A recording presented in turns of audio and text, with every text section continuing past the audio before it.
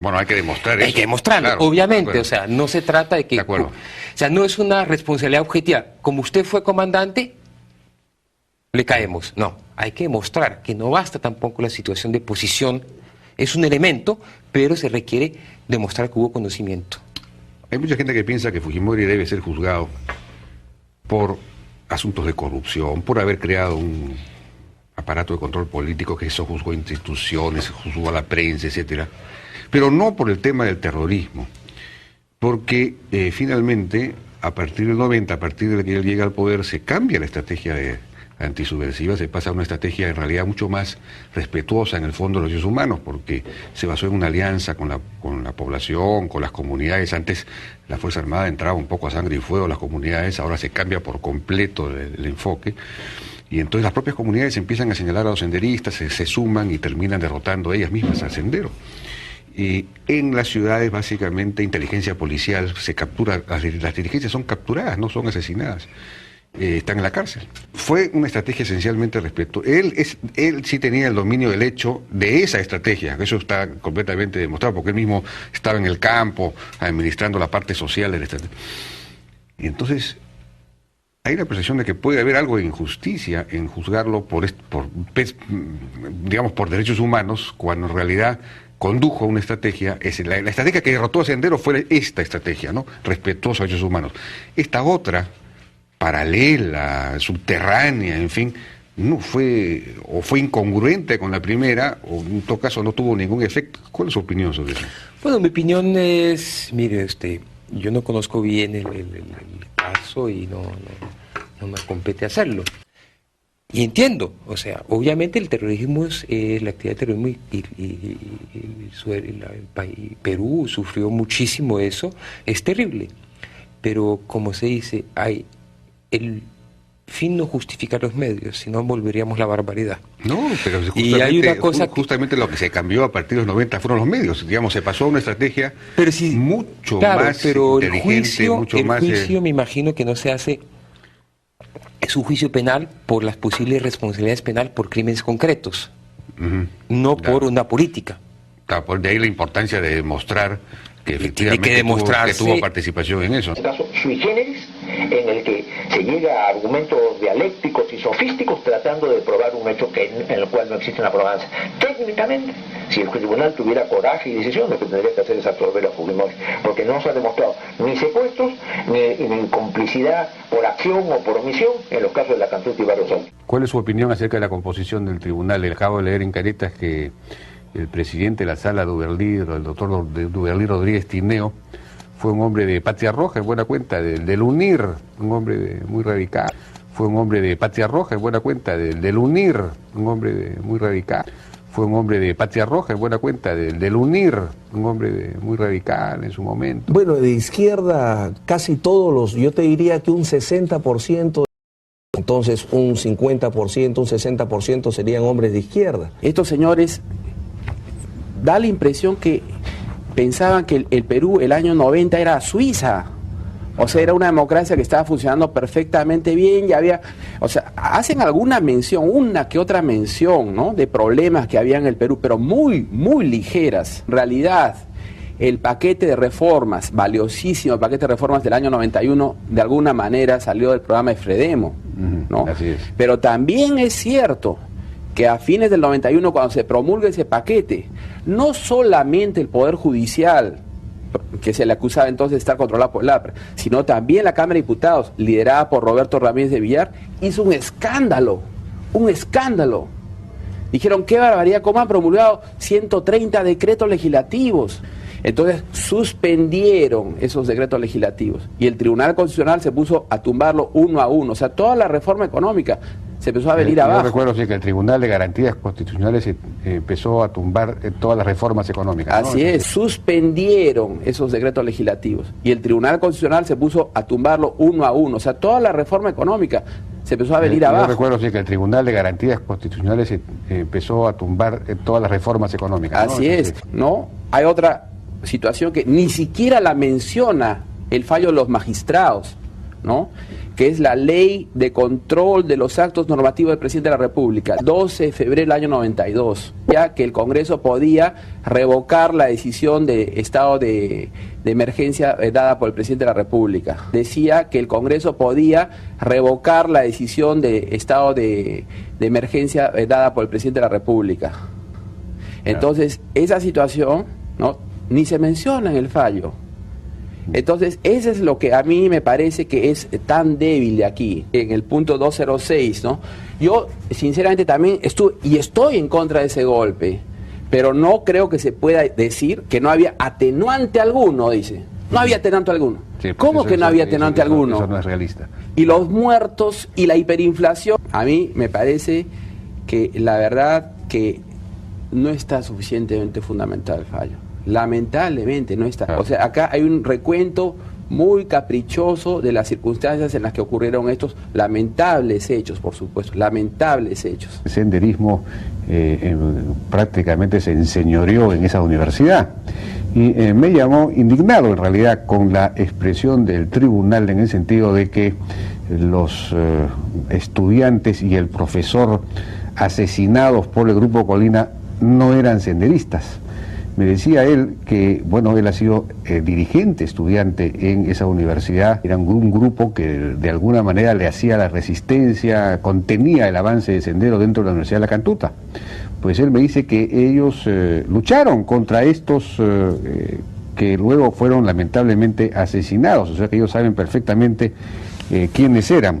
Respecto del profesor, me dijo Hugo Muñoz, es un guantino, perteneció a un organismo de Sendero Luminoso en Huanta y en Huamanga, fue uno de los reclutados por Ismael Guzmán en Huamanga y fue destacado precisamente a La Cantuta. El profesor, me dijo Hugo Muñoz, es un guantino, perteneció a un organismo de Sendero Luminoso en Huanta y en Huamanga, fue uno de los reclutados por Ismael Guzmán en Huamanga y fue destacado precisamente a La Cantuta. Era un hombre, me dijo, yo he tomado café con él en la universidad, él no ocultaba su inclinación senderista, andaba incluso con un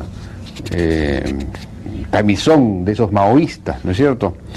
Y de los estudiantes me dijo que por lo menos 6 eran senderistas.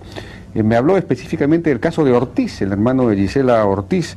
Dice que lo conoció personalmente cuando ingresó a la universidad y era un chico sano, normal, pero la propaganda, el trabajo político de Sendero en la Universidad de La Cantuta era tan fuerte que terminó captando a este chico Ortiz, que pasó de la noche a la mañana de ser amigo de esta persona que me llamó a odiarlo. Me dijo, me empezó a odiar. Y me contó específicamente un episodio, una marcha organizada por este grupo de la Juventud Mariateguista, por la Federación, por una movilización exigiendo más rentas para la universidad, y en un momento en que esta persona estaba con el micro hablando, este micro le fue arrebatado por un grupo de senderistas, entre ellos estaba este Ortiz, me dijo. Y habían también otros de los que lamentablemente, desgraciadamente, después fueron cruelmente asesinados por el Grupo Colina. Pero entonces nos preguntamos cómo es posible que el tribunal se haya pronunciado en el sentido de que no son senderistas. ¿Pero qué significa esto?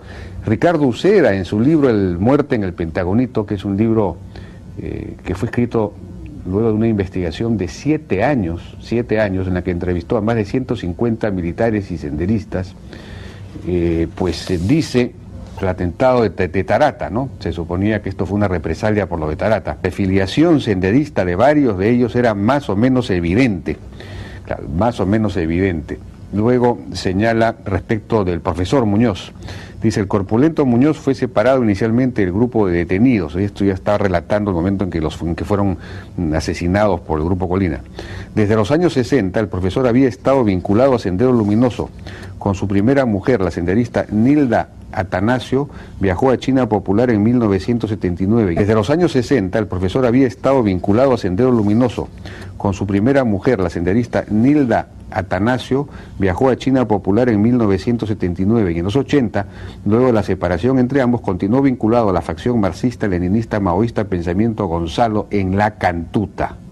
Entonces esto está claramente señalado en el libro de Uceda. La orden, según este libro, fue la detención. Dice, sin embargo, algo relevante ocurrió en estos escalones, que las líneas siguientes revelarán por primera vez. Cuando el mayor Enrique Martín inició su operativo en la Cantuta, no tenía órdenes de ejecutar a los detenidos. El coronel Federico Navarro dio claramente la instrucción de que él dijo el tío ha ordenado capturar a unos angelitos que participaron en lo de Tarata. Sosa preguntó luego a Navarro si habría que ejecutar a los detenidos. Navarro respondió que no, hay que detenerlos, interrogarlos y llevarlos a cuartel La Pólvora. Llama sumamente la atención que el tribunal haya convertido prácticamente en mártires, pero no eran mártires de la democracia. Según esta persona que me llamó por teléfono y me dijo, además, hace poco nos reunimos 10 de los que estudiamos en la Cantuta en esa época, que formaban parte de ese grupo de juventud mariateguista que se enfrentaba a Sendero, y los 10 reconocimos a por lo menos 6 de los grupos, de los miembros de esos 9 estudiantes asesinados como senderistas, ¿no? Y ahora resulta que son mártires de la democracia. Por favor, ¿qué es lo que está pasando? Uno, estoy convencido que a lo largo de este año y medio creo que hemos establecido lo que se ha tenido que reconocer el tribunal, que no hay prueba directa, que solo hay indicios, y donde sí discrepamos diametralmente con el tribunal es que estos indicios no bastan para sustentar una sentencia condenatoria contra el presidente Fujimori. Es evidente que tiene vacíos muy grandes, como por ejemplo determina que hay una política antiterrorista y va a algo mucho más allá que la acusación. La acusación hablaba que las políticas antiterroristas podían ser verbales.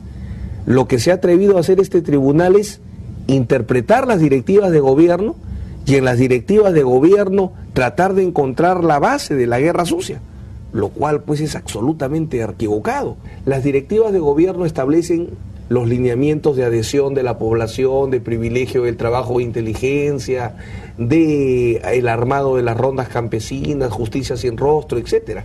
O sea, están los lineamientos generales. Ellos hacen deducciones como esta, se dice privilegiar el trabajo de inteligencia o potenciar el trabajo de inteligencia. Dicen, ahí está entonces el punto de partida. Pero el trabajo de inteligencia fue el que hizo el GEIN. ¿De dónde ellos, de esa premisa, cómo llegan a la conclusión que esa política, potenciar el trabajo de inteligencia, era la formación del Grupo Colina? Del resumen que escuchamos ayer, ¿cuál es la prueba indiciaria que demuestra que Alberto Fujimori dio la orden para el inicio de una guerra sucia y la orden de los asesinatos de Barrios Altos y Cantuta? Da la impresión de que se desarrolla ampliamente la teoría de la autoría inmediata, del dominio del hecho, del dominio de la organización y todo lo demás, ¿no? Y entonces da la impresión de que esta teoría se construye, o ha sido construida, digamos, en el mundo jurídico, para, digamos, las situaciones en las que no hay pruebas. Es una teoría que se construye, es un razonamiento deductivo. Yo siempre estuve preguntando a todas las personas que yo entrevistaba, oiga, esto es un razonamiento deductivo, es un silogismo. Si el acusado era jefe supremo de las Fuerzas Armadas y nombra a Montesinos, y Montesinos crea un aparato de poder y el aparato de poder mata, entonces en consecuencia el acusado es responsable. Ese es el argumento en definitiva que está presente acá. La teoría del autor mediato, ninguna teoría jurídica ha sido creada para condenar sin pruebas. Claro. El problema es que eso hay que probarlo. Así es. Hay que probar, está probado que Abimael Guzmán creó Sendero Luminoso, es evidente. Está probado que Alberto Fujimori creó el Grupo Colina. Está probado que Alberto Fujimori dirigió el Grupo Colina. Revisemos las 700 páginas, ¿dónde? Y lo más importante, ¿está probado que Alberto Fujimori ordenó la matanza de Barrios Altos y Cantuta? Sobre la condición de autor inmediato de Fujimori, dice, y como jefe supremo de las Fuerzas Armadas, el acusado, abusando de su condición de mando y pervirtiendo el uso legítimo de su poder, fue configurando desde 1990, conjuntamente con su asesor Vladimiro Montesinos, dijo, un aparato organizado de poder en base a las unidades centrales derivadas del SINA. El objetivo central del gobierno, como la política definida, las estrategias generales y las órdenes de ejecución fueron dispuestas y transmitidas por el acusado. Las estrategias generales y las órdenes de ejecución fueron dispuestas y transmitidas por el acusado. Las estrategias generales y las órdenes de ejecución fueron dispuestas y transmitidas por el acusado. estrategias generales y las órdenes de ejecución fueron dispuestas y transmitidas por el acusado. Las estrategias generales y las órdenes de ejecución fueron dispuestas y transmitidas por el acusado. Bueno, cuando uno va al capítulo este de las pruebas, está aprobado. Ahí es donde está el problema. Ahí no se encuentra ninguna, he revisado todas, ahí efectivamente no se encuentra nada específico. Testimonial de Martín Rivas dice: yo tengo un documento que demuestra que Alberto Fujimori aprobó la guerra sucia. Jara entrega el documento y era un manual de la Escuela de Infantería del Ejército de 1984. Bueno, pero se mencionan dos manuales del 91, ¿no? Sí, pero aquí se menciona, le dan mucha importancia a estos dos manuales. Pero utilizan el video de Martín Rivas, permíteme terminar la idea, pero no analizan esas dos contradicciones, ¿no? Martín Rivas dice: entrego dos documentos. Acá está la propuesta de guerra sucia. Jara entrega el documento y lo único que tiene que sucio es el papel, porque lees de cabo a rabo, lo discutimos en todo el juicio y no había una sola propuesta de guerra sucia, sino un gran acuerdo nacional entre todas las fuerzas democráticas. Luego, acá está la luz verde, acá está la aprobación de Alberto Fujimori y es un documento de 1984. Obviamente Fujimori no era presidente en ese año. Y segundo, es un texto de enseñanza de la Escuela de Infantería del Ejército, no un documento presidencial. Luego, acá está la luz verde, acá está la aprobación de Alberto Fujimori y es un documento de 1984. Obviamente Fujimori no era presidente en ese año. Y segundo, es un texto de enseñanza de la Escuela de Infantería del Ejército, no un documento presidencial. Ese manual del año 84 que utilizan, ese manual o el manual del año 91, como prueba que Alberto Fujimori dio una orden para matar en Barrios Altos y Cantuta. Si tú acabas de leer el libro de Uceda, en el expediente se ha establecido que la orden de Barrios Altos para la matanza salió del jefe Rodríguez Albascoa, del jefe operativo Martín Rivas, cuando la DINTE le dice: vamos a cerrar este grupo de operaciones especiales porque no da ningún resultado. La realidad no la puede cerrar, no se puede tapar con una mano, ni se puede tapar con una sentencia. ¿Usted cree que la sentencia estaba prefabricada ya con un cierto tiempo de anticipación y por eso se tomaron muy pocos días, yo voy a hacer o un día útil, digamos, para redactarla después de escuchar a Fujimori? Yo creo que a la fecha en que elaboré el alegato ya existía una sentencia condenatoria y lo que hacía el alegato era incomodar la sentencia condenatoria porque obligaba a modificarla. Cada argumento que iba presentando obligaba a que se tenga que dar una nueva respuesta. Tú dentro de un momento vas a traer un excelente constitucionalista. Entonces, parte de una serie de supuestos, la sentencia, que consideramos nosotros que es equivocado y que vamos a poner en la fundamentación de nuestro recurso de nulidad. La demostración de que Fujimori sí daba órdenes militares operativas se basa en que ordenó a los militares ingresar junto con él a la Universidad Nacional de San Marcos. Esa es la base, esa es la argumentación, es increíble. Eso es absurdo. Ahora, no, además ingresó pues a la Universidad de San Marcos no con los militares, no para matar estudiantes, ingresó para, como él mismo dijo, efectivamente con brochas, con pinturas, ya existía, para establecer y porque ya existía una directiva de gobierno que lo autorizaba, no porque se le ocurrió en ese momento. Ahora, Keiko Fujimori ha mostrado ha señalado que ella sostuvo que había que recusar al juez San Martín, porque el juez San Martín había sido cesado luego del 5 de abril y estuvo muchos años fuera de la judicatura hasta que regresó vía judicial. El argumento de recusar a un juez por haber sido agraviado por el gobierno de emergencia y reconstrucción nacional, en teoría es válido. Yo lo utilicé desde el caso de Alberto Curi, que es el primero. Nunca lo han aceptado. O sea, hay reiterada jurisprudencia que ese argumento no lo acepta. 4 alternativas genera el recurso de nulidad: anular el juicio y ordenar un nuevo juicio, confirmar la sentencia, reducir la pena y absolver. Son las 4 alternativas que tiene este tribunal. Lo que no puedo establecer es... ¿Cuál es su opinión acerca de la composición del tribunal? Le acabo de leer en Caretas que el presidente de la sala, el doctor Duverlí Rodríguez Tineo, fue un hombre de Patria Roja, en buena cuenta, del UNIR, fue un hombre de Patria Roja, en buena cuenta, del UNIR, un hombre muy radical. ¿Cuál es su opinión acerca de la composición del tribunal? Acabo de leer en Caretas que el presidente de la sala Duverlí, el doctor Duverlí Rodríguez Tineo, fue un hombre de Patria Roja, en buena cuenta, del UNIR, un hombre muy radical en su momento. Bueno, de izquierda casi todos los, yo te diría que un 60% de los jueces que forman el Poder Judicial provienen de San Marcos. Entonces un 50%, un 60% serían hombres de izquierda. El tema es si ser de izquierda es una causal o no para sacar a un juez. José Luis Sardón, quien es constitucionalista, profesor de Derecho. José Luis, ¿cómo estás? Buenas noches, ¿qué tal? Buenas noches, Jaime. Bueno, lo hemos invitado para que nos dé su apreciación, su comentario acerca de esta sentencia que condena a 25 años a Alberto Fujimori. Sí, yo creo, de lo que llevo revisando el fallo, Jaime, que la sentencia sinceramente no está bien fundamentada. No está bien fundamentada. O sea, para los magistrados que la han elaborado, lo que existe son las normas del derecho con independencia de todo lo demás. Han hecho una reseña de lo ocurrido y las circunstancias en las que ocurrieron extremadamente selectiva, pero acá se les ha ido la mano en el carácter selectivo, ¿no? Arbitrariamente selectivo. Esa descripción de los hechos no tiene nada que hacer con lo que pasaba en el país. Nada que hacer, o sea, han tomado uno que otro hecho que efectivamente está ocurriendo, lo han interpretado como a ellos les ha parecido. Acabo de leer en Caretas que el presidente de la sala Duverlí, el doctor Duverlí Rodríguez Tineo, fue un hombre de Patria Roja, en buena cuenta, del UNIR, un hombre muy radical.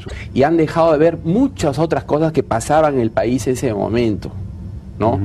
Por ejemplo, estos señores da la impresión que pensaban que el Perú el año 90 era Suiza, o sea, era una democracia que estaba funcionando perfectamente bien, y había, o sea, hacen alguna mención, una que otra mención, ¿no?, de problemas que había en el Perú, pero muy, muy ligeras, ¿no?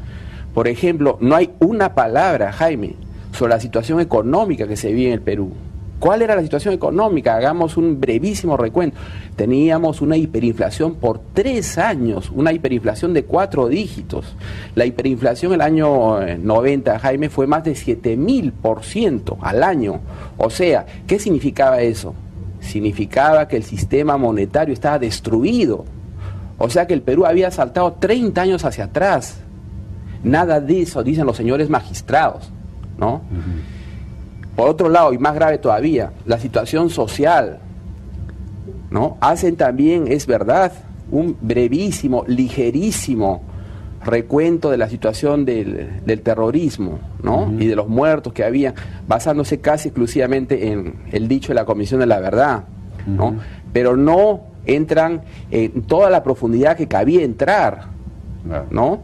En términos de números de muertos, de dónde venía esto, ¿no? De las raíces ideológicas de esto. Acabo de leer en Caretas que el presidente de la sala Duverlí, el doctor Duverlí Rodríguez Tineo, fue un hombre de Patria Roja, en buena cuenta, del UNIR, un hombre muy radical. O sea, la historia peruana era infinitamente más compleja de lo que dicen estos señores en el capítulo 2. Y hay una evaluación del cambio de la estrategia subversiva en comparación a la década anterior, digamos. Lo que he visto, muy ligera también, muy ligera, pero hay una tercera dimensión que me parece que los magistrados pasan totalmente por alto.